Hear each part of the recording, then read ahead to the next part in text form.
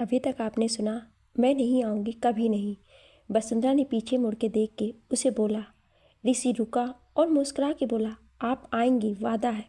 14 दिन, ठीक 14 दिन बाद आप वापस से वहाँ होंगी जहाँ आपको होना चाहिए। ऋषि ये बोल के चला गया। वसुंधरा वहीं खड़ी रही। अब आ गए। ऋषि जा चुका था पर छोड़ गया था वसुंधरा को सोचने के लिए। वसुंधरा नीचे आई और आके ईशान के पास लेट गई। उसे कुछ समझ नहीं आ रहा था। ये सब सोचते हुए वसुंधरा की आंख लग गई। जब उसकी आंख खुली तो सुबह हो चुकी थी। नेहा की शादी हो गई थी। वसुंधरा जल्दी से उठ के आई तो वीर और नेहा साथ में बैठे थे। उसे देखकर मुग्धा ने पूछा, अरे बसु, कहाँ थी तुम? वसुंधरा ने उसे देखते हुए जवाब दिया, वो हमारी आंख लग गई थी थकान की वजह से। अच्छा आओ नेहा से मिल लो, वो जाने वाली है। ये कहते हुए मुग्धा वसुंधरा को नेहा के पास ले आई। वसुंधरा नेहा के पास आई। नेहा ने उसे देखा तो गले लग के रो पड़ी। वसुंधरा ने उसे शांत कराया और एक बॉक्स निकाल के उसे दिया। ये तेरे और वीर के लिए, बुआ जी और फूफा जी की तरफ से, मना मत करना आप। वसुंधरा के कहने पर नेहा ने नम आंखों से थाम लिया। नेहा की विदाई बहुत अच्छे से हो चुकी थी। नेहा की माँ थकी सी चेयर पर बैठी थी। सुशांत उनकी बगल में बैठा था। आंटी चलिए कुछ खा लीजिए। ये कहते हुए वसुंधरा एक प्लेट में नाश्ता ले आई थी। सुमन जी ने शादी की भाग दौड़ में कुछ नहीं खाया था ठीक से। वसुंधरा ने बहुत जिद करके खिला दिया था उन्हें सबसे एक बार मिलकर। और सुमन जी को अपना ख्याल रखने का बोल के वो वापस देहरादून के लिए निकल गई दोपहर तक। ईशान ने बहुत मुश्किल से वसुंधरा को छोड़ा था। उसके रोने को देखकर वसुंधरा ने उसे बहुत मुश्किल से शांत कराया था और जल्दी आने का बोल के चली गई थी। रात का वक्त, देहरादून। रात में वसुंधरा अपने क्वार्टर में पहुंची। थकान थी तो लेट गई वैसे ही और आंखें बंद की तो उसे ऋषि के आगोश का एहसास हो गया। अचानक से उसने जल्दी से आंखें खोल दिया। मैं नहीं जाऊंगी वहाँ पर वापस, कभी नहीं। वसुंधरा ने ये बोला और आंखों को एक बार फिर बंद कर लिया। पर उसे ये नहीं पता था कि अगली सुबह क्या होने वाला है। सुबह वसुंधरा उठी और रेडी हो रही थी कि तभी उसके फ़ोन में एक बीप बजी। उसने फ़ोन उठा के देखा तो अर्जेंट मीटिंग का मैसेज था। उसने नाश्ता भी नहीं किया और उसने बस बालों को समेट के जूड़ा बना लिया और कानों में छोटे छोटे मोती की बूंदें पहन लिया और साड़ी के पल्लू को पिन अप कर वो बैग लेके बाहर आ गई। क्वार्टर को लॉक कर वो जल्दी जल्दी हॉस्पिटल आई। उसे देखकर वरुण ने अपना डॉक्टर वाला कोट पहनते हुए कहा, हेलो बसु, आ गई तुम? चलो मीटिंग हॉल में सबको बुलाया गया है। उसका कॉलर ख़राब था तो बसु ने आगे बढ़ के ठीक कर दिया। थैंक यू बसु, चलो अब जल्दी, वरुण ने बोला और दोनों साथ में मीटिंग रूम की तरफ बढ़ गए। वरुण ने दरवाज़ा खोला तो बसु को पहले अंदर जाने दिया और बाद में खुद अंदर आ गया। बाकी सब वहीं थे। गुड मॉर्निंग बसु, ये कहते हुए संगीता ने उसे सेकंड रो में आने का इशारा किया। वरुण और वो दोनों ही जाके वहाँ संगीता के पास बैठ गए। तभी अफसाना भी भागती हुई अंदर आई। मैं लेट तो नहीं हुई ना? ये कहते हुए अफसाना आकर वरुण के पास बैठ गई। नहीं अफसाना जी, अभी तो कोई नहीं आया है। वैसे मैं तो नाश्ता भी नहीं कर के आया, सिमरन ने कचौरी बनाई थी। ये कहते हुए वरुण थोड़ा उदास हो गया। तभी वसुंधरा ने पूछा, पर ये मीटिंग क्यों है, वो भी इतनी अर्जेंट में? इस पर रुचि ने जवाब देते हुए कहा, तुम्हें नहीं पता, आज चेयरमैन साहब आ रहे हैं इस हॉस्पिटल के। वो जब भी आते हैं ऐसी ही मीटिंग होती है अर्जेंट में। वसुंधरा ने फिर से उससे पूछा, कौन है वो? अरे कौन नहीं, ये पूछो कैसा है वो। हाय, उसे देख ऐसा लगता है बड़े फुर्सत से बनाया है भगवान ने। अरे जब बोलता है तो कोई भी अपना दिल थाम ले। ये कहते हुए रुचि जैसे खो गई थी। तभी पीयून ने अंदर आके बोला, सर आ रहे हैं, शांत हो जाए आप सब लोग। और ये कहते ही कुछ लोगों के कदमों की आवाज़ सुनाई दी। पहले डॉक्टर त्यागी अंदर आए और उनके पीछे नेवी ब्लू सूट में ब्लैक चश्मा लगाए, एक हाथ पॉकेट में डाले ऋषि अपने गार्ड्स और अमन के साथ अंदर आया। वसुंधरा ने जैसे उसे देखा उसका मुंह खुला का खुला रह गया। ऋषि बिना वसुंधरा की तरफ देखे अंदर आया। त्यागी साहब के अंदर आते ही सब खड़े हो गए थे। बैठ जाइए आप सब। उनके कहने पर सब बैठ गए। ऋषि ने सबकी तरफ देखकर कहना शुरू किया, गुड मॉर्निंग एवरीवन। तो जहाँ तक मुझे याद है मैं यहाँ 1 साल बाद आ रहा हूँ और मुझे हॉस्पिटल पहले से ज़्यादा अच्छा नज़र आ रहा है। यहाँ जितने भी डॉक्टर्स और नर्सेज हैं, अगर उन्हें कोई भी प्रॉब्लम है तो आके डायरेक्ट मुझसे बात कर सकते हैं। मैं 14 दिन तक यहीं रहूँगा।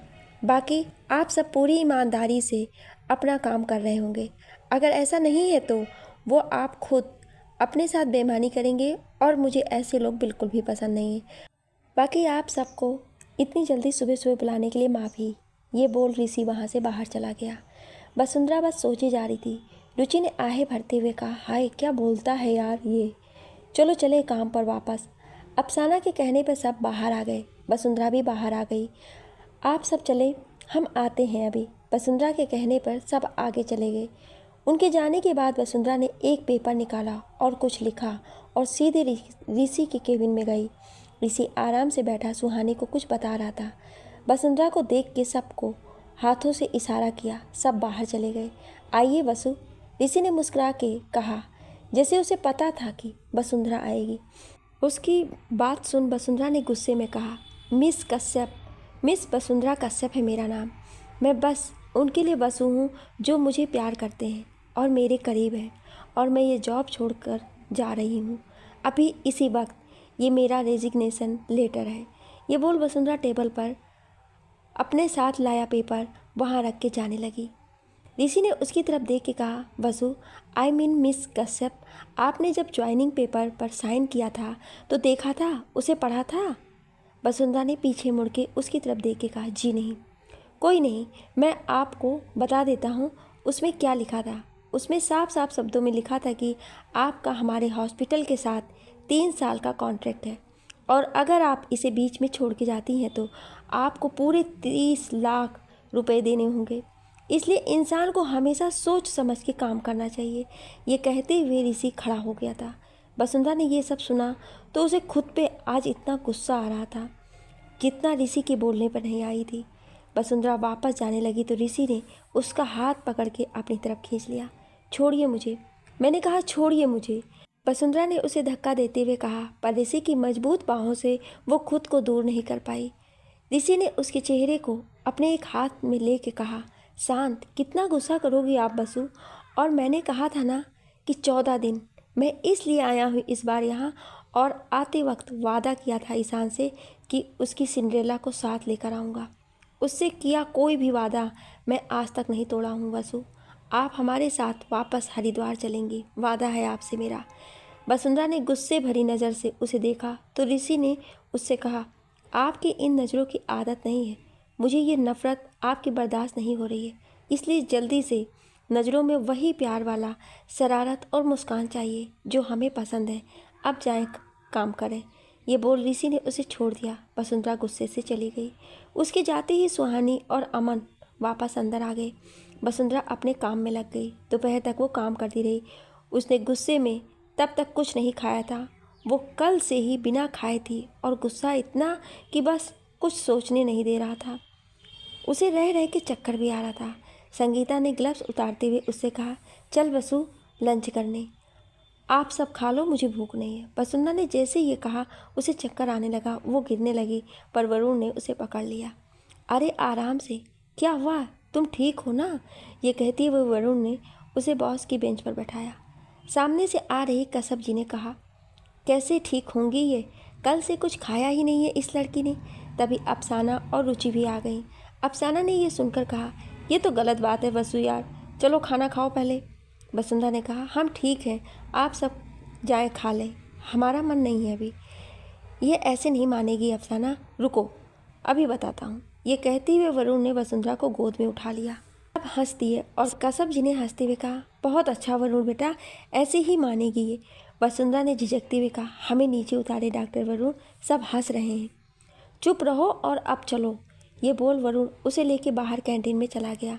पर कोई और भी था जो ये सब देख के बहुत गुस्से में था, जिसकी आंखों में चिंगारी उतर आई थी, और वो था ऋषि, जो एक पिलर के पीछे से देख रहा था खड़े होके। वसुंधरा ने खाना खाया तो एक प्यून ने आके उसे बोला कि ऋषि सर उसे बुला रहे हैं। उसने मन में सोचा कि अब क्या चाहिए इस आदमी को। आप चलें, हम आ रहे हैं। वसुंधरा के कहने पर वो चला गया। सबके साथ बात करते उसके दिमाग में से ये बात स्लिप हो गई और वो जाके अपने काम में लग गई। रात तक वो काम करती रही और शिफ्ट ख़त्म होते ही सब चले गए और नाइट शिफ्ट आ गई। उन्हें सब समझा के वसुंधरा भी जाने के लिए बैग उठा के हॉस्पिटल के क्वार्टर की तरफ आ गई। क्वार्टर के पास पहुंचकर उसने देखा कसब जी और त्यागी जी खाना खा के साथ में टहल रहे थे। वसुंधरा उन दोनों को देख के मुस्कुरा दी और अपने क्वार्टर की तरफ बढ़ गई। वो अंदर आई और दरवाज़ा बंद कर दिया और जैसे हाथ बढ़ाया लाइट के स्विच पर, तभी उसके हाथ को पकड़ के किसी ने खींच लिया। इधर कसब जी को याद आया कि उन्होंने वसुंधरा के लिए खीर बनाया था और वो देना भूल गई। वो जल्दी से अंदर गई लेने। दूसरी तरफ वसुंधरा ने बाहर से आते चांद की रोशनी में ऋषि के चेहरे को देख के बोला, आप यहाँ क्या कर रहे हैं? ऋषि ने उसको पकड़ के कहा, मैंने बुलाया था आपको, आप आई नहीं। वसुंधरा ने खुद को छुड़ाने की कोशिश करते हुए कहा, मैं भूल गई थी। ऋषि ने उसे और पास लाते हुए कहा, इसलिए याद दिलाने आया हूँ कि अगली बार ये ना हो। मुझे ये बात बिल्कुल बर्दाश्त नहीं होती कि कोई मेरी बात ना माने। वसुंधरा ने उसकी बाहों में इस बार शांत खड़े हुए पूछा, क्यों आए हैं आप यहाँ? ऋषि ने उसकी आंखों में देखते हुए कहा, बताया तो है आपको, मैं आपको ले जाने आया हूँ। वसुंधरा ने उसकी आंखों में देख के फिर सवाल किया, कितनी लड़कियों को ऐसे लेने आए हैं आप, आज तक जो आपके यहाँ काम करती थी? इस बार ऋषि खामोश था। उसे शांत देख वसुंधरा ने वापस कहा, बोलिए, मुझसे पहले कितनी लड़कियों को आप लेने आए हैं? लड़कियों को छोड़ो, कितने लोगों को लेने आए हैं ऐसे, यही बता दें आप। जहाँ तक मैंने आपके बारे में जाना है, आप तो एक पत्थर दिल सख्त इंसान हैं, जिस पर किसी के होने या ना होने का कोई फ़र्क नहीं पड़ता है। तो आज मेरे चले आने से क्यों फ़र्क पड़ रहा है, बोलिए सर। उसके इन सवालों पर ऋषि उसे गुस्से में छोड़ के चला गया। वसुंधरा ने दरवाज़ा बंद कर लिया और अंदर कमरे में आ गई और लेट गई। इधर जब ऋषि बाहर आया और जाने लगा तो कसब जी ने उसे आवाज़ दी, ऋषि बेटा। उनकी आवाज़ सुन ऋषि रुक गया। ऋषि ने उनके पास आते हुए कहा, कैसी हैं आप? अच्छी हूँ। इस बार हमसे मिलने नहीं आए तुम, क्यों? कसब जी ने उसकी तरफ देखते हुए कहा, माफ़ कर दीजिए, हम थोड़ा व्यस्त थे। ऋषि ने कहा, आओ इधर बैठो। कसब जी ने क्वार्टर की सीढ़ियों पर बैठते हुए कहा, अभी मुझे कुछ काम है, मैं कल मिलता हूँ आपसे। ये बोल के ऋषि जाने लगा तो पीछे से कसब जी ने बोला, सवाल के जवाब खोजने जा रहे हो जो बसु ने किए? शायद मैं जवाब दे सकती हूँ उनके। कसब जी ने मुस्कुरा के कहा। ऋषि उनकी तरफ सवालिया नज़रों से देख रहा था, जैसे पूछना चाहता है कि उन्हें कैसे पता है इस बारे में। माफ़ करना ऋषि, मैं बसु को खीर देने गई थी, तब वो बोल रही थी और मैंने सुन लिया। जानती हूँ किसी की बातें नहीं सुनना चाहिए, इट्स बैड हैबिट, पर गलती से सुन लिया। इधर आओ बैठो, कसब जी ने कहा तो ऋषि उनके पास आया और बैठ गया कुछ दूर में। पसंद करने लगा तुम्हारा दिल उसे ऋषि? कसब जी के ये कहने से ऋषि परेशान हो गया। प्यार हो गया है उससे तुम्हें ऋषि? कसब जी ने जब ये बोला तो ऋषि हंसने लगा। आप क्या मजाक कर रही हैं मिस त्यागी? मैं ऋषि मल्होत्रा हूँ और मैं कभी प्यार नहीं कर सकता। ऋषि ने जब ये बोला तो कसब जी ने कहा, आंखों को बंद करो अपने। ऋषि ने कहा, क्यों? तो कसब जी बोली, करो तो बेटा। उनके कहने पर जब ऋषि ने आंखों को बंद किया तो उसकी बंद आंखों में बस वसुंधरा का चेहरा था। उसने जल्दी से आंखें खोल दी। क्या हुआ, बसु का चेहरा नजर आया ना? कसब जी की तरफ ऋषि हैरानी से देख रहा था। जब हमारे दिल में कोई बसता है, जब हम उसे चाहते हैं, तो आंखों के बंद होने पर बस उसका ही चेहरा दिखता है जिससे हम मोहब्बत करते हैं। जब वरुण ने उसे बाहों में उठा लिया था तो देखा था मैंने तुम्हारी आंखों में गुस्सा और जलन को, जो अक्सर तब आती है ऋषि बेटा जब ये दिल किसी को अपना मान बैठता है। आपको नहीं पता चला कि कब सख्त दिल में एक कोमल से दिल की लड़की घर कर गई है। तुम यहाँ इसलिए आए हो क्योंकि तुम उसके बिना अब नहीं रह पा रहे थे। कसब जी की बातों से ऋषि को घबराहट होने लगी थी। वो उठ गया। मैं चलता हूँ मिस त्यागी, रात बहुत हो गई है, ठंड भी बढ़ गई है, आपको सो जाना चाहिए। ऋषि ने ये बोलकर लंबे लंबे कदमों के साथ वहाँ से चला गया। मानोगे तुम भी इस बात को बहुत जल्दी ऋषि। कसब जी भी ये बोल के अंदर चली गई। ऋषि आया और गाड़ी की चाबी लेकर गाड़ी खुद लेके चला गया। उसके दिमाग में कसब जी की बातें चल रही थी। वो देहरादून की घुमावदार सड़कों पर जितनी तेज़ गाड़ी चला सकता था चला रहा था कि तभी सामने से आता ट्रक जो उसके सामने आ गया। ऋषि ने देखा तो वो शॉक्ड हो गया और एक जोर की आवाज़ टकराने की। ऋषि की गाड़ी जाकर एक पेड़ से टकरा गई। उसके सर पर चोट आई थी जिससे वो बेहोश हो गया था। उसकी गाड़ी का हॉर्न बज रहा था जिससे कुछ लोग इकट्ठा हो गए थे। हटिए सब। अमन गार्ड्स के साथ सारी भीड़ को हटा के ऋषि की गाड़ी के पास आया। उसने देखा तो परेशान हो गया। जल्दी से गाड़ी का दरवाज़ा खोला और उसे बाहर निकाला। वो गाड़ी तक ले गया। जल्दी गाड़ी हॉस्पिटल ले चलो और वहाँ डॉक्टर को फ़ोन करो कि वो रेडी रहें, हम आ रहे हैं। अमन ने ऋषि को गाड़ी में लेटाते हुए कहा। ड्राइवर के पास आके अमन बैठ गया। दूसरी तरफ वसुंधरा बहुत बेचैन सी लॉन में घूम रही थी। तभी कसब जी आई घबराते हुए। बसु, उनकी तबीयत खराब हो गई है, प्लीज़ तुम जल्दी चलो। वो इतना बोलते हुए रो दी थी। क्या हुआ मिस त्यागी? वसुंधरा ने उनके हाथों को पकड़ के बोला। तुम चलो बस। कसब जी ने बोला तो वसुंधरा उनके साथ गई। वहाँ जाके देखा तो त्यागी जी को अस्थमा अटैक आया था। ओ गॉड, इन्हें तो आप घबराएं मत। वसुंधरा ने यह कह के हॉस्पिटल में फ़ोन किया और सारा सामान मंगा लिया। यही क्वार्टर में वसुंधरा ने उन्हें नेबुलाइजेशन थेरेपी दी। इस थेरेपी में तत्काल मरीज के फेफड़े तक दवा पहुंचकर श्वास में घुल जाती है और आराम देती है, जिससे कुछ देर में वो शांत हो गए। तभी दरवाजे पर किसी ने दस्तक किया। कसब और एक जूनियर नर्स को उनके पास छोड़ के वो बाहर गई देखने। मैम, डॉक्टर साहब कहाँ हैं? एक केस आया है, उन्हें अर्जेंट आना होगा, एक वार्ड बॉय ने कहा। उनकी तबीयत ठीक नहीं? मैं चलती हूँ आपके साथ, रुकिए आप। वसुंधरा ये बोल के अंदर गई। मैम, मैं अभी आती हूँ, एक केस आ गई है, सर को बुलाया था पर इनकी तबीयत ठीक नहीं है तो मैं जा रही हूँ। अब ये ठीक है, आप परेशान मत होना। कोई भी बात हो तो मुझे तुरंत बुला लेना, मैं यहीं हूँ। वसुंधरा ने उनका हाथ पकड़ के बोला। कसब जी ने नम आंखों से मुस्कुरा दिया। वसुंधरा अपने क्वार्टर में गई और अपनी शॉल लेकर बाहर आई और हॉस्पिटल की तरफ बढ़ गई। क्या हुआ, किसका केस है? वसुंधरा ने अपने बालों का जूड़ा बनाते हुए कहा। जी, ऋषि सर का एक्सीडेंट हो गया। वार्ड बॉय के मुंह से ये सुनते ही वसुंधरा का हाथ जो बालों को मोड़ के जूड़ा बना रहा था वो रुक गया। क्या बोला आपने? वसुंधरा ने हैरानी से पूछा। वो इतना कहकर जल्दी से भाग के इमरजेंसी रूम में पहुंची। वहाँ ऋषि को देख के उसका दिल धक्क से रह गया। वो धीरे कदमों से उसके पास आई। डॉक्टर सिद्धार्थ वहाँ थे। उन्होंने जब वसुंधरा को देखा तो बोले, मिस कश्यप सर नहीं आए? उनके पूछने पर वसुंधरा ने कोई जवाब नहीं दिया। मिस कश्यप, मैं आपसे पूछ रहा हूँ, उन्होंने थोड़ा ज़ोर से बोला तो वो चौंक के बोली। जी सर, वो उनकी तबीयत ठीक नहीं है, उन्हें अस्थमा का अटैक आया था अभी, इसीलिए मुझे आना पड़ा, उसने बोला और ऋषि को देखने लगी जिसके सर पर चोट आई थी और खून बह रहा था। डॉक्टर उस खून को साफ कर रहे थे। उसने खुद को संभाल के अपना काम करना शुरू किया। कुछ देर में ऋषि की चोट पर पट्टी कर उसे रूम में शिफ्ट कर दिया। वसुंधरा, आप रुक जाएंगी अगर आपको कोई प्रॉब्लम ना हो तो, क्योंकि सारे नर्स और वार्ड बॉय भी काम में लगे हैं। आज वैसे भी नाइट में स्टाफ कम ही आया है और देखना शायद इन्हें बुखार हो आए रात में तो इंजेक्शन दे देना, डॉक्टर साहब ने बोला। जी सर, मैं यहीं हूँ, मैं सब देख लूँगी, वसुंधरा ने बोला तो डॉक्टर साहब चले गए। अमन अंदर आया उनके जाने के बाद दवाइयाँ लेकर। कैसे हैं सर? अमन ने जैसे कहा वसुंधरा गुस्से में बोलने लगी। कहाँ थे आप सब लोग? वैसे तो बहुत इनके पीछे पीछे लगे रहते हैं आप सब लोग, कभी इन्हें अकेले नहीं छोड़ते हैं, तो आज कैसे छोड़ दिया आपने अकेले इन्हें? कैसे अकेले गाड़ी लेकर ये चले गए? कहाँ थे आप सब लोग? अगर आज कुछ हो जाता तो कौन जिम्मेदार होता? क्या कहते आप भाभी से, ईशान से कि क्या हुआ इन्हें? कहाँ से वापस लेकर देते इन्हें अगर कुछ हो गया होता तो? बोलिए। अमन उसे खड़ा हुए देख रहा था हैरानी से। वसुंधरा को गुस्सा करते अमन ने कभी नहीं देखा था, पर आज वो ऐसे उसे देख से हैरानी हो रही थी।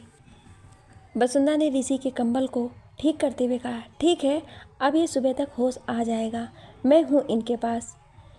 अमन ने कुछ नहीं बोला। उसने दवाइयों का पैकेट वहीं पास में टेबल पर रख दिया और चला गया। वसुंधरा वहीं पास रखे काउच पर बैठ गई। ऋषि लेटा हुआ था।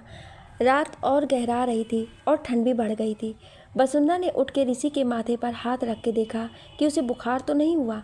ऋषि को हल्का हल्का बुखार हो आया था। उसने इंजेक्शन लेकर जैसे हाथ बढ़ाया लगाने के लिए तो उसका हाथ कांप गया। उसके दर्द को महसूस करके जब वो नहीं लगा पाई उसे इंजेक्शन, तो उसने बाहर आवाज़ दी, एक नर्स को बुलाया और उसे इंजेक्शन लगाने को बोला। नर्स उसे हैरान होकर देखने लगी क्योंकि वसुंधरा एक अच्छी नर्स थी और बहुत आराम से बिना किसी पेन के इंजेक्शन लगा देती थी और हर बच्चा उससे बिना डरे इंजेक्शन लगवा लेता था, पर वो उससे बोल रही थी। खैर, उस नर्स ने इंजेक्शन लगाने के लिए कॉटन लिया और जैसे आगे बढ़ी तो वसुंधरा ने कहा, प्लीज़ थोड़ा ध्यान से। वसुंधरा ने ऐसे डरते हुए कहा जैसे उसे इंजेक्शन लगने वाला है। नर्स मुस्कुरा दी और इंजेक्शन लगा के मुस्कुराती हुई चली गई। वसुंधरा आई और वापस काउच पर बैठ गई। ना जाने उसे कब नींद आ गई यूं ही बैठे हुए। सुबह का वक्त, देहरादून। वसुंधरा काउच पर सो रही थी। उसके बाल खुले हुए थे। ऋषि को होश आया तो उसने बगल में नज़रें घुमाई तो वसुंधरा सो रही थी। उसे देखते हुए ऋषि ने मन में कहा, क्या इतनी भी खूबसूरत कभी कोई सुबह हो सकती है? वसुंधरा जब हिली तो ऋषि ने आंखों को फिर से बंद कर लिया। वसुंधरा की आंखें खुली तो देखा सुबह हो गई थी। वो काउच से उठी और बालों का जूड़ा कर लिया। ऋषि के पास आई तो देखा वो सो रहा था। उसने उसके माथे को छू के देखा और हाथ की नब्ज को भी चेक किया। ऋषि नॉर्मल था। उसने जाके रूम के पर्दे हटा दिए। तभी डॉक्टर साहब भी आ गए। ऋषि ने भी आंखों को खोल दिया था। डॉक्टर साहब ने अंदर आते हुए पूछा, good morning mister Malhotra ji, कैसा फील कर रहे हैं आप अब? जी ठीक हूँ, शुक्रिया कल के लिए। ये कहते हुए ऋषि उठ के बैठ गया। वसुंधरा वहीं साइड में खड़ी थी। डॉक्टर ने ऋषि को चेक किया और उससे बोले, अब आप ठीक हैं, पर चोट अभी गहरी है तो ख्याल रखना होगा आपको। रोज़ ड्रेसिंग करानी होगी और दवा प्रॉपर तरीके से लेना होगा और कुछ दिन रेस्ट भी। डॉक्टर साहब ने वसुंधरा को देखते हुए कहा, मिस कश्यप, आप चाहें तो आज की छुट्टी कर सकती हैं। आपने पूरी रात यहाँ काम किया है। मुझे लगता है आपको भी रेस्ट की ज़रूरत है। इस बात पर ऋषि वसुंधरा की तरफ देखने लगा। वसुंधरा ने उससे कहा, नहीं सर, मैं ठीक हूँ, बस कुछ देर के लिए मुझे जाना है, मैं बस अभी आ जाऊँगी। जैसी आपकी मर्जी मिस कश्यप, आप जाएं। डॉक्टर साहब ने जैसे ही ये कहा, वसुंधरा बिना ऋषि की तरफ देखे वहाँ से चली गई। वसुंधरा बाहर आई तो अमन मिल गया। रात के बर्ताव के लिए वो शर्मिंदा थी। उसने अमन से सॉरी बोला। अमन ने मुस्कुरा के उसे कुछ याद नहीं है ये बोल के अंदर ऋषि के पास चला गया। वसुंधरा भी मुस्कुरा के क्वार्टर की तरफ बढ़ गई। वो पहले त्यागी जी के पास गई उनसे मिलने। अंदर आके देखा तो त्यागी जी काफ़ी अच्छे लग रहे थे। वो अब ठीक थे। त्यागी जी ने उसे देखकर मुस्कुरा के कहा, गुड मॉर्निंग वसु, और कल के लिए शुक्रिया। शुक्रिया किस बात का? ये तो मेरा फ़र्ज़ था सर। वसुंधरा ने उनके पास आते हुए कहा। उसने उनका बीपी चेक किया, वो नॉर्मल था। हाँ सब ठीक है अब, और कोई लापरवाही नहीं होनी चाहिए अब, और आज रेस्ट करें, कल से आना आप हॉस्पिटल। वसुंधरा ने ऑर्डर देते हुए कहा। मैं तुम्हारा बास हूँ या तुम मेरी बसु? त्यागी जी ने बोला। फ़िलहाल तो आप हमारे पेशेंट हैं, तो आपको मेरी बात माननी होगी, वसुंधरा ने मुस्कुरा के कहा। बिल्कुल ठीक कहा आपने वसु, इनके साथ ऐसे ही रहना सख्त। कश्यप जी चाय ले आई थी सबके लिए, लो चाय पी लो, पूरी रात हॉस्पिटल में रहना पड़ा है आपको, आज थक गई होंगी। कश्यप जी ने चाय देते हुए कहा। क्या हुआ था वसु कल? डॉक्टर साहब ने पूछा चाय का कप लेते हुए। वसुंधरा ने उन्हें सब बताया और ये भी बताया कि मिस्टर ऋषि भी ठीक है। कश्यप जी बस वसुंधरा को देख रही थी, उसके चेहरे पर बताते हुए दर्द, घबराहट और ऋषि के ठीक होने की बात करते वक्त सुकून। चलो अच्छा है, सब ठीक है तो, त्यागी जी ने बोला। वसुंधरा चाय पी के चली गई। वसुंधरा अपने क्वार्टर आई और फ्रेश होकर रेडी होकर वापस हॉस्पिटल आ गई। जब वो अंदर आई तो उसे सामने सब मिल गए। गुड मॉर्निंग वसु, कैसी हो? वरुण ने पूछा। ठीक हूँ, अभी आए आप सब लोग? वसुंधरा ने साइन करते हुए कहा रजिस्टर पर। हाँ यार, संगीता ने बोला। अफसाना ने पूछा, सुना कल मिस्टर मल्होत्रा का एक्सीडेंट हो गया था? वसुंधरा ने कहा, हाँ अब ठीक है वो, और कल त्यागी सर की भी तबीयत खराब हो गई थी, उन्हें अस्थमा का अटैक आया था, इसलिए आज वो हॉस्पिटल नहीं आएंगे। रुचि ने पूछा, अब कैसे हैं वो? इस पर संगीता ने हंसते हुए कहा, कौन रुचि जी, आपके ऋषि जी या डॉक्टर साहब? उनके बारे में मैं खुद पूछ लूँगी उनसे, रुचि ने कहा। ठीक है सर अब, वसुंधरा ने कहा। मिस कश्यप, ऋषि जी ना दवा खा रहे हैं ना नाश्ता कर रहे हैं, बोल रहे हैं कुछ काम है। अगर सर को पता चला कि ऐसा हुआ है तो आप समझ रही हैं ना, प्लीज़ आप चलें, एक नर्स ने बोला। जी चलें, मैं आती हूँ, वसुंधरा ये बोल के चली गई।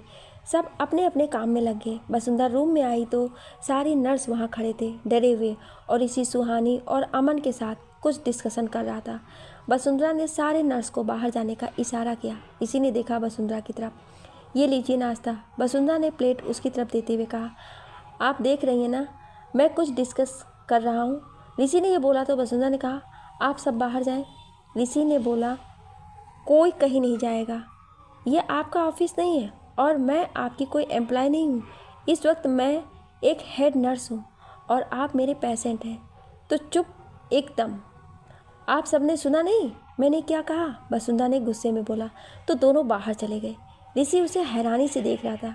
ये लीजिए, वसुंधरा ने प्लेट देते हुए कहा तो इस बार ऋषि ने प्लेट ले लिया और खाने लगा। ऋषि ने नाश्ता किया तो वसुंधरा ने उसे दवा दी। वसुंधरा बाहर गई और वार्ड बॉय से रुचि को बुलाने को कहा। ऋषि ने उसे देखते हुए कहा, शुक्रिया, कल आपने मेरा ख्याल रखा इसलिए। वसुंधरा ने बिना किसी भाव से कहा, it's my duty sir. Don't thank, आराम करें आप। रुचि आई तो वसुंधरा ने उसे ऋषि के पास रुकने को बोला और खुद चली गई चिल्ड्रन वार्ड में। रुचि को तो जैसे बिना मांगे वो मिल गया था जो वो सिर्फ सोच रही थी। वो मुस्कुराते हुए वहाँ खड़ी रही। अब ऐसे दांत मत दिखाओ, जाके मेरी असिस्टेंट को बुलाओ, ऋषि ने गुस्से से बोला तो रुचि की हंसी गायब हो गई। रुचि गई और सुहानी को बुलाया जो बाहर ही थी। सुहानी अंदर आई। ऋषि उससे और अमन से फिर से डिस्कशन में लग गया। रुचि वहीं बैठी उसे घूर रही थी। दोपहर तक वसुंधरा काम करती रही। उसने हाथ में बंधी घड़ी देखी और नर्स को बोल के ऋषि के कमरे की तरफ बढ़ गई। रूम में आई तो देखा रुचि घूर के ऋषि को ही देख रही थी। उसके अंदर आने पर इस बार खुद सब उठ के चले गए। रुचि कैसे है ये अब? ये कहते हुए वसुंधरा अंदर आ गई। रुचि ने खोए हुए कहा, बहुत हैंडसम। रुचि जरा ख्यालों की दुनिया से बाहर आओ, हकीकत की दुनिया में। ये कहते हुए वसुंधरा ने ऋषि की नब्ज चेक की। आप ठीक हैं, कल आपको डिस्चार्ज मिल जाएगा, पर रोज़ आके पट्टी करा लें। वसुंधरा ने ऋषि की तरफ बिना देखे कहा। वसुंधरा ने रुचि को देख के कहा, रुचि लंच करा दीजिए इन्हें और उसके बाद दवा भी दे देना। रुचि ने हाँ में सिर हिला दिया। अरे वसु और रुचि, लंच करने नहीं आ रहे हो आप सब? वरुण ने कहा गेट खोल के। वरुण को देख के ऋषि को बहुत गुस्सा आया। बस अभी आती हूँ, आप चलें, वसुंधरा ने कहा तो वरुण चला गया। रुचि इन्हें लंच करा के दवा दे के आ जाओ तुम भी। वसुंधरा ये बोल के जाने लगी तो ऋषि ने अपने सर पर हाथ रख के जोर से कहा, आह। ये सुनते ही वसुंधरा भाग के आई और उसे पकड़ के पूछा, क्या हुआ? ऋषि ने नाटक करते हुए कहा, सर में हल्का दर्द है। रुचि आप जाओ खा लो, हम इन्हें देख लेते हैं।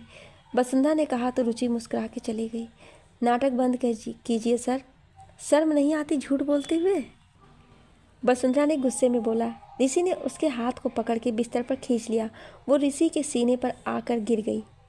वसुंधरा ने ऋषि का हाथ अपने कमर से हटाते हुए कहा, क्या कर रहे हैं आप? छोड़िए मुझे। नहीं। ऋषि ने उसे कस के पकड़ते हुए कहा, सर कोई आ जाएगा, प्लीज़ मुझे छोड़िए। वसुंधरा ने खुद को छुड़ाते हुए कहा। ऋषि ने उसके चेहरे को पकड़ के कहा, आने दो, मुझे फ़र्क नहीं पड़ता। पर मुझे फ़र्क पड़ता है, छोड़िए मुझे। वसुंधरा ने कहा। ये कहा ही था कि तभी अफसाना गेट खोल के अंदर आ गई। उसने जब वसुंधरा को ऐसे देखा तो उसकी आंखें फैल गईं। जरा संभाल के मिस कश्यप, आप मुझे ठीक करने आई हैं या खुद गिर के टूटने? अगर ऐसी गिरती रही तो हॉस्पिटल आपको कोई छुट्टी नहीं देगा जो आप सोच रही हैं। जाइए, जाके अपना काम करें। ऋषि ने अफसाना को देख लिया था, इसलिए उसने बात पलट दी और उसकी बात सुनकर वसुंधरा नजरें झुका के खड़ी हो गई। अफसाना ने वसुंधरा को देखकर पूछा, बसु तू ठीक तो है ना? हाँ, ये बोलकर वसुंधरा बाहर आ गई। अफसाना भी उसके साथ बाहर आ गई। ऋषि मुस्कुरा रहा था। रात तक वसुंधरा काम करती रही पर ऋषि के कमरे में नहीं गई। रात के शिफ्ट के डॉक्टर और नर्स आए तो डे शिफ्ट के सारे डॉक्टर नर्स चले गए। वसुंधरा भी जाने को हुई तो वार्ड बॉय ने कहा, मैम डॉक्टर साहब बुला रहे हैं आपको। वसुंधरा डॉक्टर सिद्धार्थ की केबिन में चली गई। सर आपने बुलाया? ये कहते हुए वसुंधरा अंदर आ गई। हाँ मिस कश्यप, सॉरी, माफ़ करना, पर आज भी आपको मिस्टर मल्होत्रा की देखभाल करनी होगी। मैंने उनसे बोला था कि तुम कल से काम कर रही हो, पर वो नहीं माने। सॉरी अगेन, पर आज भी आपको। डॉक्टर सिद्धार्थ बोलते बोलते रुक गए। कोई बात नहीं सर, आई अंडरस्टैंड। वसुंधरा ये बोल के चली गई। वो ऋषि के रूम में आई तो वो कुछ काम कर रहा था। वसुंधरा को देख के लगता था कि वो बहुत थकी हुई है। वसुंधरा आई और चुपचाप काउच पर बैठ गई। उसने अपने जुड़े बने बालों को हल्का सा ढीला कर दिया। सर भारी हो गया था उसका। ऋषि अपने काम में वैसे ही लगा था। तभी तेज हवा के कारण खिड़की खुल गई। शायद तूफान आया था। खिड़की के दरवाजे आवाज़ करने लगे। वसुंधरा ने उठ के खिड़की बंद करना चाहा, पर शायद तूफान ज़्यादा तेज था, इसलिए उसकी आंखों में धूल भरने लगा। तभी उसे अपने हाथ पर किसी और के हाथ का एहसास हुआ। उसने हल्के से आंखों को खोल के देखा तो ऋषि बहुत करीब खड़ा था उसके पास। ऋषि ने उसकी तरफ देखा तो उसके सारे बाल हवा से उड़ के उसके चेहरे पर आ रहे थे, जिससे उसका चेहरा काफ़ी छुप जाता था, कभी दिखने लगता था। दोनों एक दूसरे की आंखों में खो गए थे। तभी बिजली कड़कने की आवाज़ से दोनों का ध्यान टूटा। वसुंधरा दूर हट गई। ऋषि ने खिड़की बंद की। वसुंधरा ने अपने बालों को ठीक किया और वापस जूड़ा बनाने लगी। ऋषि ने उसके हाथ को पकड़ के करीब आके उसके कानों में कहा, अच्छे लगते हैं मुझे तुम्हारे खुले बाल। ऋषि के सांसों को वो अपने कानों पर और गर्दन पर महसूस कर रही थी। उसके दिल की धड़कन सामान से तेज थी। वसुंधरा दूर हटने लगी तो ऋषि ने उसे पीछे से पकड़ लिया। वसुंधरा उसकी छुअन से जैसे बर्फ हो गई थी। ऋषि ने उसे और करीब लाते हुए कहा, तुमने मुझसे कुछ सवाल किए थे कल, आज कुछ सवाल मैं भी करता हूँ तुमसे। वसुंधरा ने ऋषि के हाथ को हटाने की कोशिश करी, पर उसकी छुअन ने सारी हिम्मत जैसे छीन ली थी उससे। ऋषि ने उसका चेहरा अपनी तरफ करते हुए कहा, क्यों वसु, जब हम आपकी तरफ कदम बढ़ाते हैं तो आप खुद के कदमों को पीछे खींच लेती हैं। क्यों मेरे करीब आने से ये नज़र झुक जाती है? क्यों आपकी धड़कनें इतनी तेज़ हो जाती हैं कि उसकी आवाज़ मुझे यहाँ तक सुनाई देती है? क्यों मेरे छूने से काँप जाती हैं आप? क्यों आप कल डर गईं? क्यों मुझे कल आप इंजेक्शन नहीं लगा पाईं? क्यों मुझे दर्द में देख के आप दर्द में आ गईं? क्यों वसु, बोलो। वसुंधरा ने काँपते होठों से कहा, मुझे जाने दीजिए सर, जवाब नहीं है, हाँ बोलो। ये कहते हुए ऋषि उसके चेहरे को और पास ले आया था। वसुंधरा ऋषि के सवालों से परेशान खड़ी थी। ऋषि की नज़र उसके चेहरे पर थी। बोलो वसु, है कोई जवाब मेरे सवालों का? ऋषि ने उसे देख के बोला। दूर हटिए मुझसे सर, वसुंधरा ने कहा और बाहर चली आई कमरे से। वो भागती हुई अपने क्वार्टर में आ गई। ऋषि खड़ा उसे जाते हुए देख रहा था, खिड़की से जो क्वार्टर की तरफ ही खुलता था। कहाँ तक भागोगी इन सवालों से वसु? ऋषि ने बोला।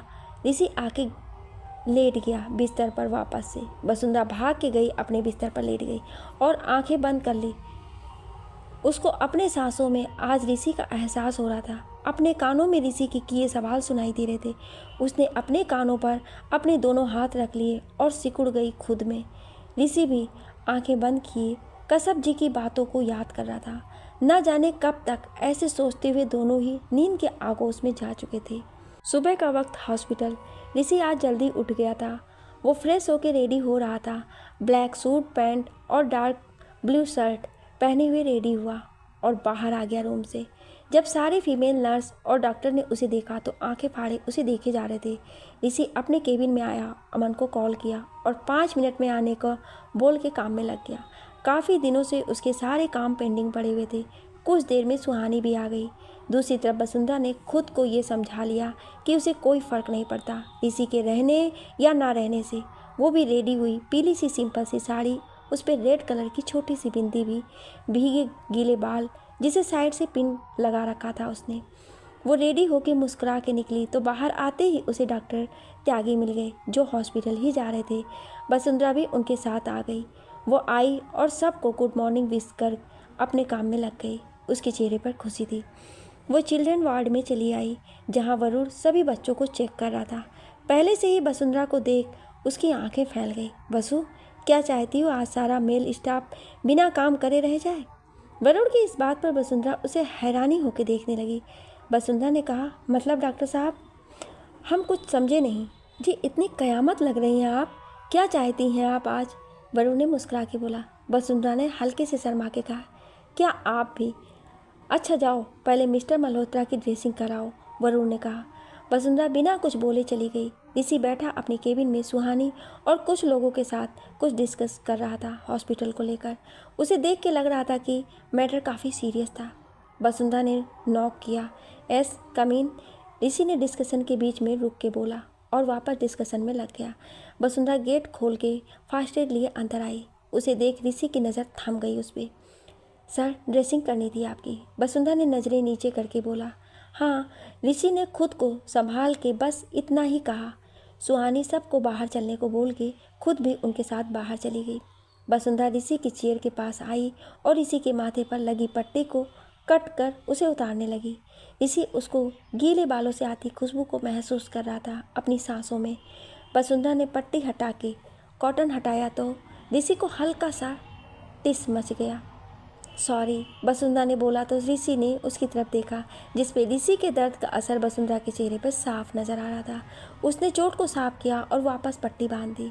वसुंधरा ने वापस फास्ट एड बॉक्स उठा लिया और जाने लगी तो ऋषि ने उससे कहा, चाय मसाले वाली 1 कप मुझे चाहिए। वसुंधरा मुड़ी और उसकी तरफ देख के बोली, चाय यहाँ मिल नहीं सकती और कैंटीन की चाय आपको पसंद नहीं आएगी। बाकी और कुछ चाहिए तो फ़ोन करके मंगवा लें, मुझे काम है, मैं चलती हूँ। वसुंधरा ये बोल के चली गई और ऋषि उसे मुस्कुराते हुए देख रहा था। वसुंधरा के जाने के बाद सब वापस अंदर आ गए। ऋषि अपने काम में लग गया। करीब 1 घंटे बाद एक पियून आया, हाथ में ट्रे थी। सर, उसने गेट खोल के बोला। जी आइए, ऋषि ने कहा। वो अंदर आया और ट्रे नीचे रख दिया। ऋषि ने देखा कि चाय था सबके लिए।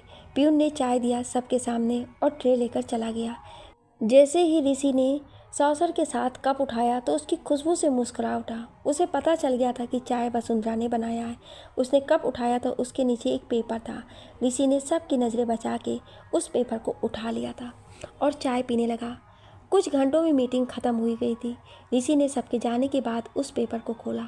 हर बात पर जिद अच्छी नहीं होती है सर। ऋषि ने पढ़ा तो मुस्कुरा दिया। उसने एक पेपर लिया, मुस्कुराते हुए कुछ लिखा। सुहानी को बुला के उसने वसुंधरा को देने को बोल दिया और वो वापस से फाइलों को देखने लगा। सुहानी गई और वसुंधरा को दे आई पेपर। वसुंधरा ने खोल के देखा तो लिखा था, जिद अगर खूबसूरत हो तो कर लेना चाहिए वसु। ऋषि की बात पढ़ के उसे गुस्सा आया। उसने पेपर उठा के गुस्से में कोट की जेब में डाल लिया और काम में लग गई अपने। 12 दिन तक दोनों के बीच में खट्टी मीठी तकरार चलता रहा। ऋषि को भी इतना काम था कि वो ज़्यादा वक्त हॉस्पिटल के मेंटेनेंस की चर्चा कर और उसके स्ट्रक्चर को थोड़ा चेंज कराने से लेकर कुछ नए इक्विपमेंट के लिए सीनियर डॉक्टरों से डिस्कस करता रहा। वसुंधरा को भी वक्त नहीं था क्योंकि इस बार ठंड की वजह से बहुत मरीज एडमिट हो रहे थे और उन सबको देखने में उसका सारा वक्त चला जाता था। पर कहीं ना कहीं ऋषि के सवाल उसे परेशान कर रहे थे। 13वां दिन था। ऋषि की भी चोट अब ठीक हो गई थी। ऋषि किसी मीटिंग के लिए देहरादून के एक होटल में गया था। आज देहरादून का मौसम बहुत कुछ अलग ही रूख लिया था। रह रहे कि सुबह से हवाएं और बादल थे। वसुंधरा और बाकी सबको सर उठाने की फुर्सत नहीं थी। शाम तक वो काम करती रही। जब वो चिल्ड्रन वार्ड में आई तो वरुण और बाकी सब भी वहीं थे। वसुंधरा ने अंदर आते हुए कहा, ओहो, तो सब यहीं हैं आज? अफसाना ने कहा, हाँ यार, थक गए थे तो सोचा क्यों ना बच्चों के पास आ जाएं, थोड़ा अच्छा लगेगा। वरुण भैया चलो कुछ खेलते हैं ना, एक प्यारी नन्ही सी लड़की ने कहा जो वहाँ एडमिट थी। वरुण ने सोचते हुए कहा, क्या खेलें पर? तभी बादलों ने जोर से आवाज़ की और तेज़ बारिश शुरू हो गई। वरुण ने उठ के सारी खिड़की खोल दी। तो बच्चे कुछ सुनोगे? वरुण ने मुस्कुरा के बोला। तो सारे बच्चे खुश हो गए। वरुण ने गुनगुनाते हुए कोट उतार दिया अपना। बाकी सब भी वहीं बैठ गए। वसुंधरा वहीं खड़ी मुस्कुरा रही थी। वो धीरे से गई और उस नन्ही लड़की के पास उसके बिस्तर पर बैठ गई, उसे गोद में लेके। वरुण ने कहा, पर मेरे साथ आप सब गाओगे तो ही मैं गाने वाला हूँ।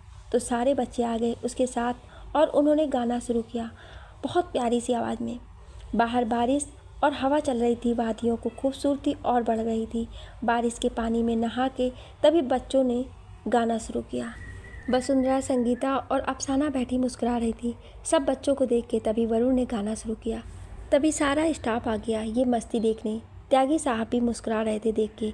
रुचि भी आ गई थी और बच्चों के साथ नाचने लगी। बच्चे गए, अफसाना, संगीता और वसुंधरा को ले आए हाथ पकड़ के। वसुंधरा ने साड़ी का पल्लू कमर में टाका और बच्चों के साथ गाने लगी। अफसाना और संगीता भी आ गई।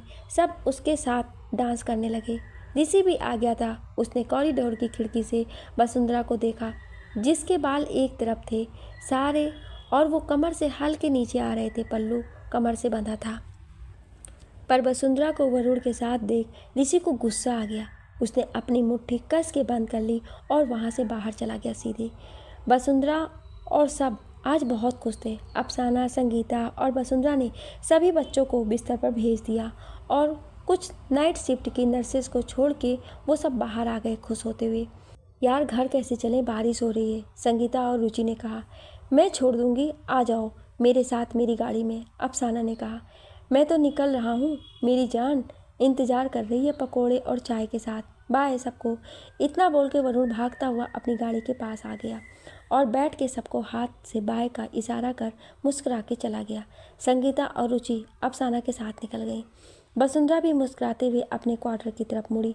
तभी ऋषि उसका हाथ पकड़ के गाड़ी के पास लाया और अंदर बैठा दिया गुस्से से। वसुंधरा कुछ समझ नहीं रही थी।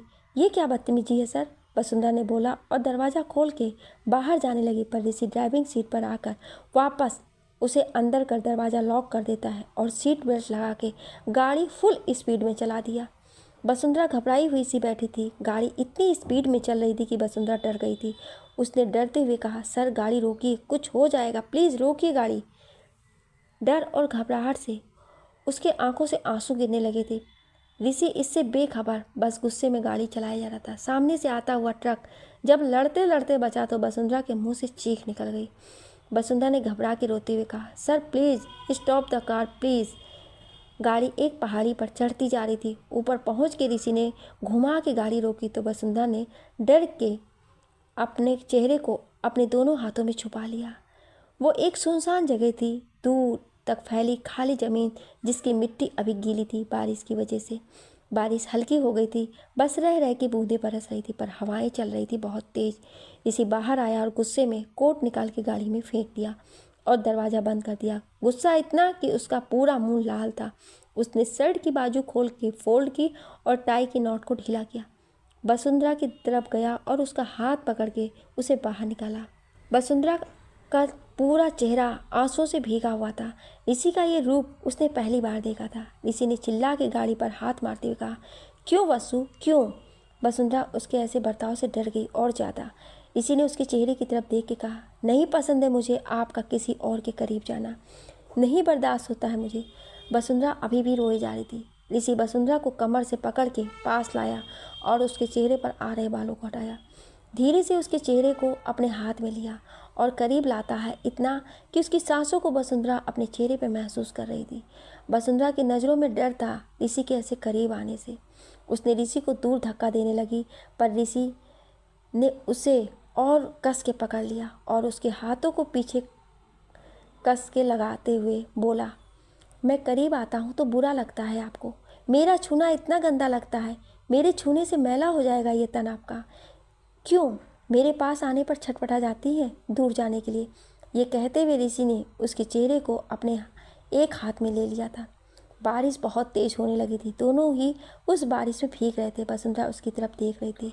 ऋषि ने उसे छोड़ के दूर होते हुए कहा, बहुत हो गया, कल आप मेरे साथ वापस चल रही हैं।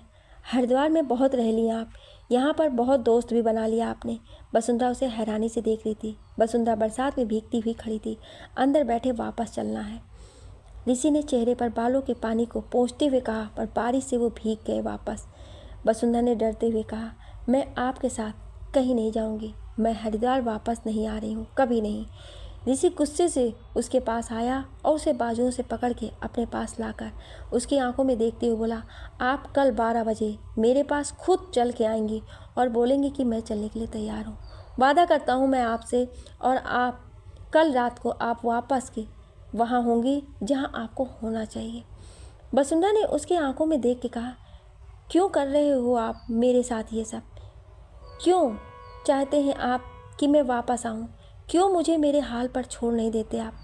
ऋषि ने उसकी आंखों में झांक के बोला, वसुंधरा जी, हम किसी के सवालों का जवाब नहीं देते, क्योंकि मुझे जवाब देने की नहीं, जवाब सुनने की आदत है। उसने वसुंधरा को छोड़ा और अपनी कोट गाड़ी से निकाल के उसे पहना दी। इस वक्त वो ठंड से काँप रही थी। ऋषि ने उसे गोद में उठाया और वापस गाड़ी में बैठा दिया और खुद गाड़ी में बैठ के ड्राइव करने लगा।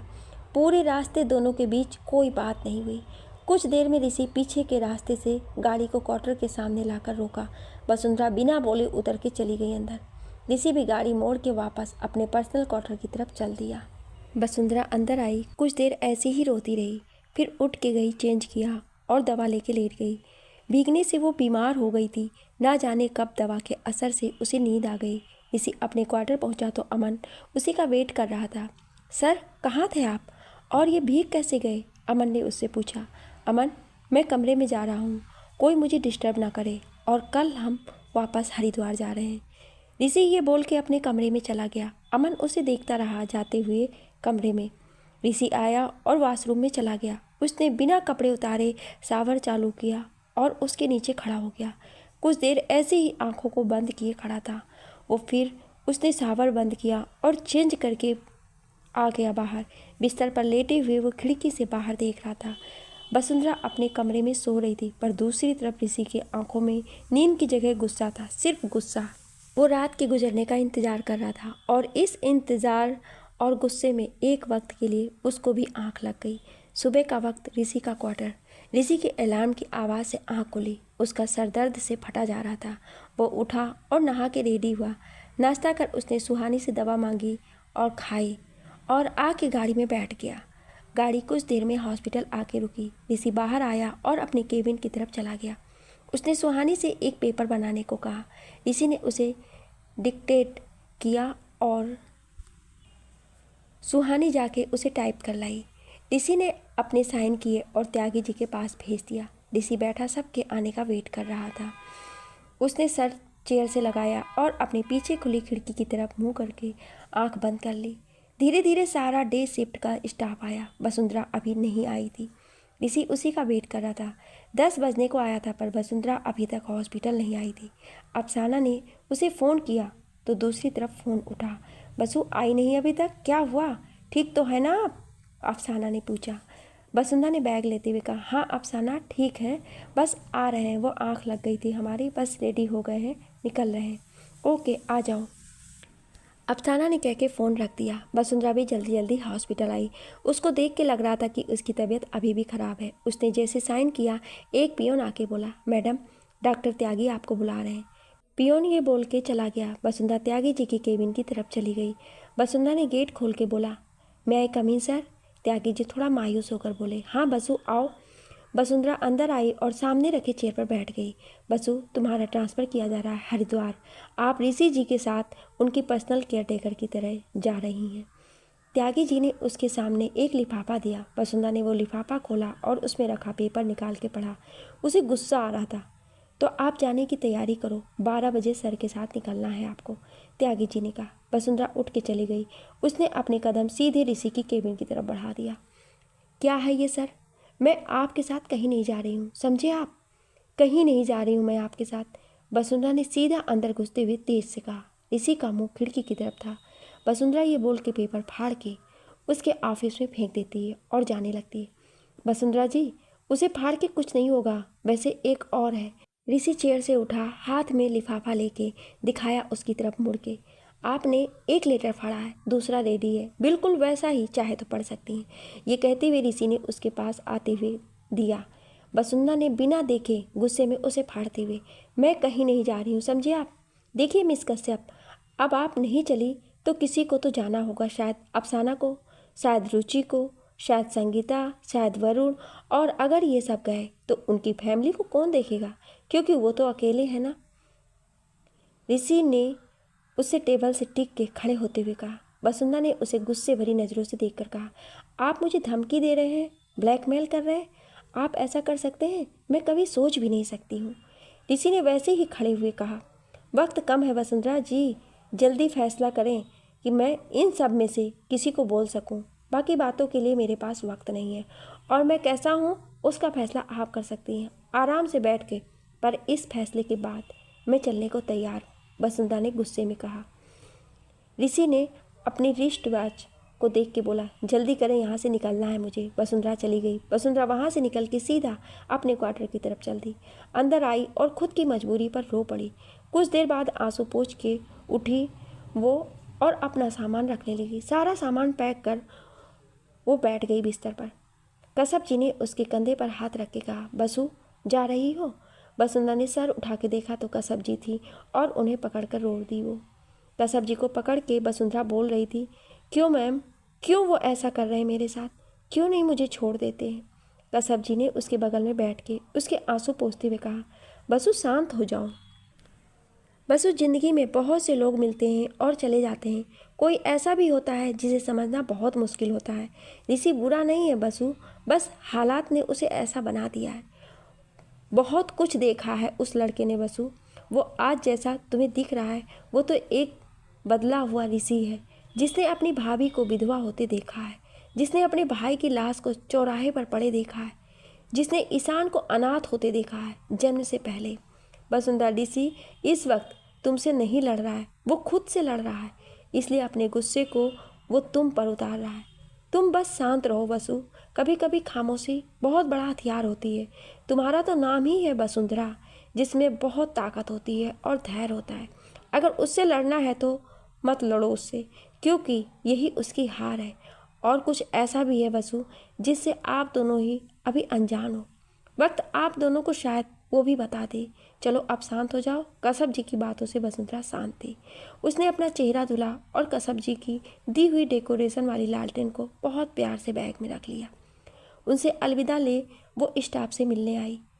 सब उसी का वेट कर रहे थे। सॉरी, ऐसे जाना पड़ रहा है और वादा आप सबसे, जब भी वक्त मिलेगा मैं मिलने आती रहूँगी। वसुंधरा ने बैग रख के बोला। अफसाना ने उसे गले लगा लिया। संगीता उसके लिए प्यारा सा गिफ्ट लाई थी।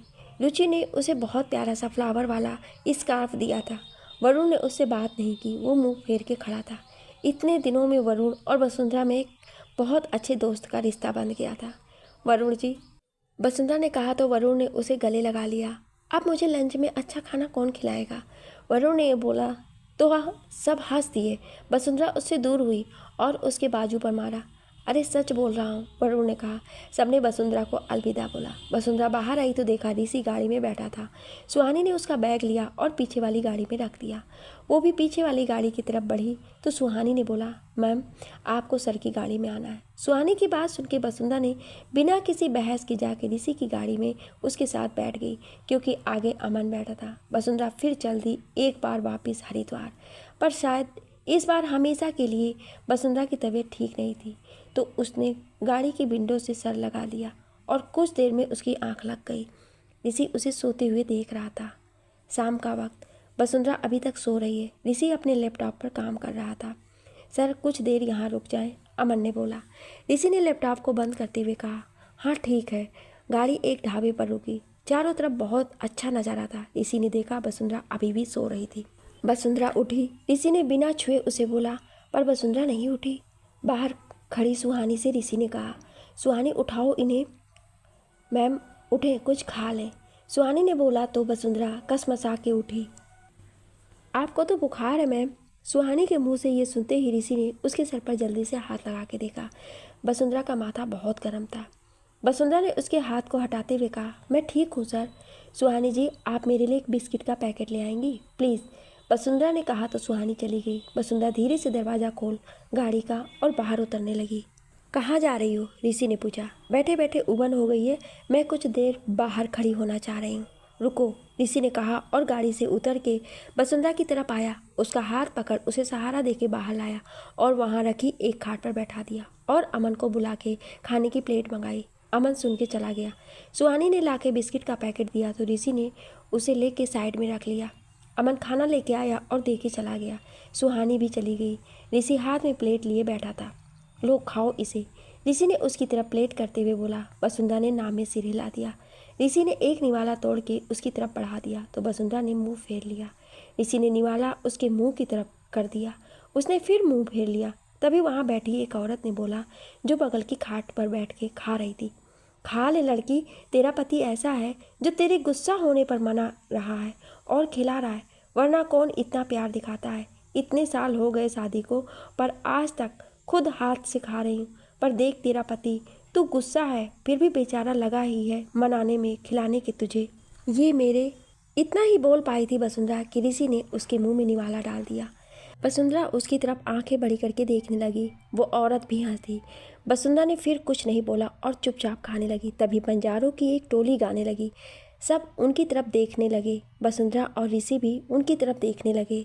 ऋषि वसुंधरा को खाना खिला रहा था और वसुंधरा सर झुका के खा रही थी। खाना खिला के ऋषि ने उसे पानी पिलाया और उसे दवा दे दिया। वो दोनों शांत बैठे थे और उन बंजारों को गाता देख रहे थे। ऋषि उठ के गाड़ी के पास आ गया। ऋषि गाड़ी से पीठ लगाए खड़ा था। हवाएं तेज हो गई थी। अचानक से ऋषि के दिल में क्या आया कि वो वसुंधरा की तरफ बढ़ गया। उसे देख वसुंधरा घबरा के उठ गई। ऐसा लग रहा था उस वक्त जैसे वहाँ कोई नहीं था। वसुंधरा के बाल हवा से पीछे की तरफ उड़ रहे थे। ऋषि बहुत गौर से देख रहा था उसके चेहरे को।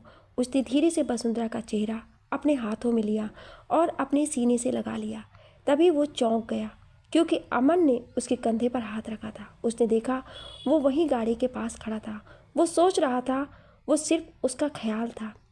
अब वसुंधरा ठीक थी। उसके चेहरे पर मुस्कुराहट थी, प्यारी सी। ऋषि खड़ा होके अमन जो चाय लेकर आया था वो पी रहा था, गाड़ी से पीठ टिका के। वसुंधरा और ऋषि दोनों गाड़ी में बैठे और गाड़ी हरिद्वार के रास्ते पर फिर चल पड़ी। वसुंधरा खुद को शॉल में सिकोड़े हुए बैठी थी। ऋषि उसे बीच बीच में देख लेता था। कुछ देर बाद गाड़ी वसुंधरा के उसी घर के सामने रुकी जहाँ से वो एक दिन चली गई थी। वसुंधरा बिना बोले नीचे उतर गई। सुहानी ने उसे लाके बैग दिया और एक चाबी। वसुंधरा समझ गई कि वो घर की चाबी है। वसुंधरा बैग लेकर बिना ऋषि की तरफ देखे चली गई। जब तक वो अंदर नहीं गई तब तक सारी गाड़ियाँ ऐसे ही खड़ी रहीं। फिर उसके जाते ही सारी गाड़ियाँ भी चली गई। ऋषि के दिल में कुछ सुकून था, पर वो अभी भी कश्यप जी की बात को झुठला रहा था। वसुंधरा अंदर आई, देखा सब वैसा ही था। ऐसा लग रहा था जैसे कोई उस घर को रोज़ साफ करता था, क्योंकि घर एकदम साफ लग रहा था। वसुंधरा अपने कमरे में चली आई। वो आके लेट गई बिस्तर पर। तभी उसके फ़ोन पर एक मैसेज आया। देखा तो रचना का है। उसने मैसेज पढ़ा तो खुश हो गई। रचना की प्लेसमेंट शिमला की किसी कंपनी में हुई थी और वो हरिद्वार आके उससे मिल के जाने वाली थी। वसुंधरा खुश थी। रात काफ़ी हो गई तो उसने फ़ोन नहीं किया उसे और खुद भी सो गई। पर ऋषि के दिमाग में बस वसुंधरा चल रही थी। कश्यप जी की बातें रह रह के उसके दिमाग को परेशान कर रही थी। वो हर लम्हा जो उसने वसुंधरा के साथ बिताया वो रह रह के उसके आंखों के सामने आ रहा था। रह रह के उसे हर चीज़ का एहसास हो रहा था। वसुंधरा की सांसों का एहसास हो रहा था। जब उससे नहीं रहा गया तो उसने गाड़ी रुकवा दी और बाहर निकल गया। खाली सड़क पर वो परेशान सा खड़ा था। क्या होगा इस परेशान का हल कि ऋषि खुद के दिल की बात अब समझेगा? क्या ऋषि को वसुंधरा से मोहब्बत का एहसास हो गया है? जानने के लिए सुनिए अगले भाग में।